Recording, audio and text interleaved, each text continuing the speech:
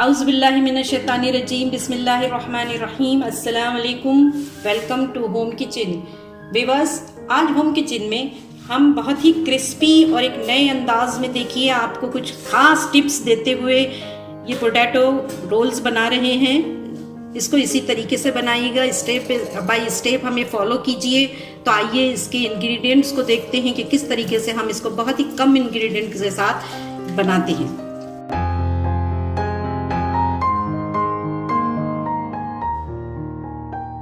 Viewers, crispy potato roles बनाने के लिए हमने यहाँ पर 5 अदद ये स्लाइस लिए हैं और इसके किनारों को अच्छी तरीके से निकाल दिया है। 2 अदद हमने उबले हुए आलू लिए हैं। इन आलूओं को उबालने के बाद एक सीटी ली हमने, फिर 15 मिनट हमने स्लो फ्लेम पे रखा और उसके बाद जो है हमने इसे फ़ौरन पानी से निकाल लिया, कुकर को ठंडा करके। इस तरीके से ये आलू बिल्कुल पानी इनके अंदर नहीं होता और बहुत परफेक्ट होते हैं किसी भी फिलिंग के लिए। व्यूअर्स, इसके साथ ही साथ कुछ मसाले हमने लिए हैं, जिसमें कि हल्दी है, ये ज़ीरा है, पिसा हुआ भुना हुआ ज़ीरा, इसके बाद ये जो है धनिया है, धनिया पाउडर, फिर चाट मसाला है, इमली आमचूर पाउडर है और कुछ थोड़ा सा हमने इसमें सौंफ लिया है, कुछ राई के दाने हैं, सॉल्ट है, नॉर्मल सॉल्ट, अजवाइन है, जिसको कि हमने हथेली पे रख के हल्का सा मसल लिया है ताकि इसकी खुशबू बहुत अच्छी सी लगे।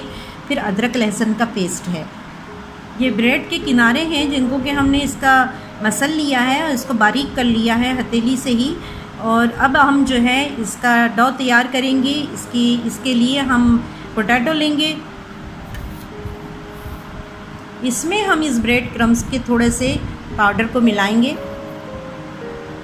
अगर आप चाहें तो पूरा भी मिला सकते हैं, अगर आप चाहें तो इसको थोड़ा सा मिलाइए।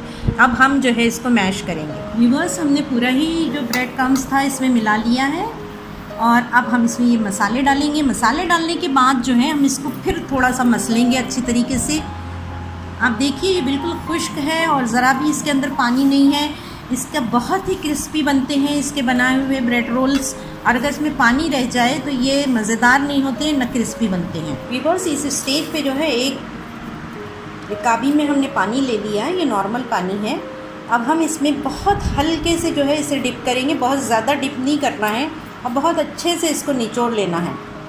व्यूअर्स, हमने इन सबको भिगो लिया है। अब हम इसके अंदर फिलिंग रख के इसका जो है हम कोई शेप देते हैं। व्यूअर्स, यहाँ हमने तमाम ब्रेड्स में जो है वो फिलिंग लगा कर इसको अच्छे तरीके से इस तरीके का शेप दे दिया, ओवल शेप। अगर चाहें तो आप इसको गोल भी बना सकते हैं। नाजरीन, यहाँ पर देखिए अब हमने तेल गरम कर लिया है और हम जो है इसमें इसको डाल रहे हैं। इसको संभाल के डालिए वरना कोई छींटा आपके ऊपर आ सकता है। अगर आप बड़े बनाना चाहते हैं तो बड़े स्लाइस लीजिएगा। यहाँ ब्रेड हम छोटी ब्रेड थी इसलिए इसके छोटे बने हैं।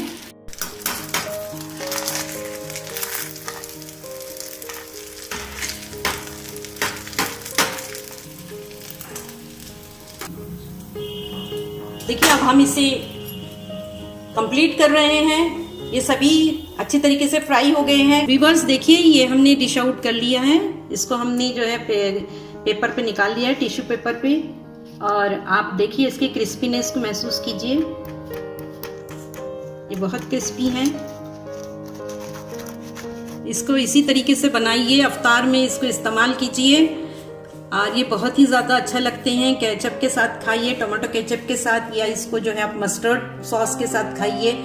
और हमें दुआओं में याद रखिएगा। अस्सलाम वालेकुम।